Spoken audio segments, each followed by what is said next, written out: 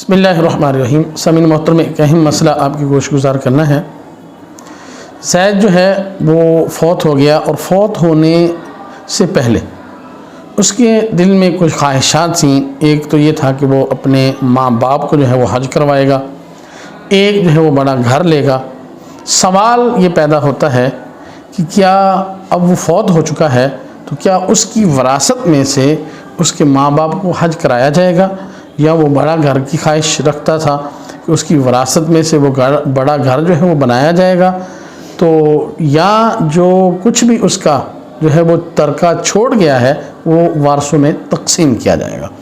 تو یاد رکھیں، آدمی زید جو ہے فوت ہو گیا، اس کی خواہش تھی کہ میں اپنے والدین کو حج کرواؤں گا، لیکن فوت ہو گیا۔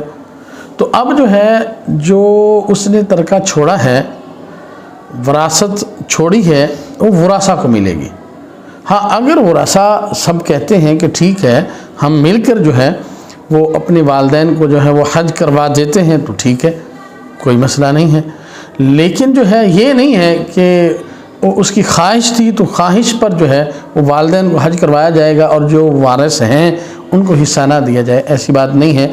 بلکہ ورثاء کو وہ جتنا بھی وہ پیسہ چھوڑ گیا ہے، مال و متاع چھوڑ گیا ہے، وہ ورثاء میں جو ہے وہ تقسیم کر دیا جائے گا۔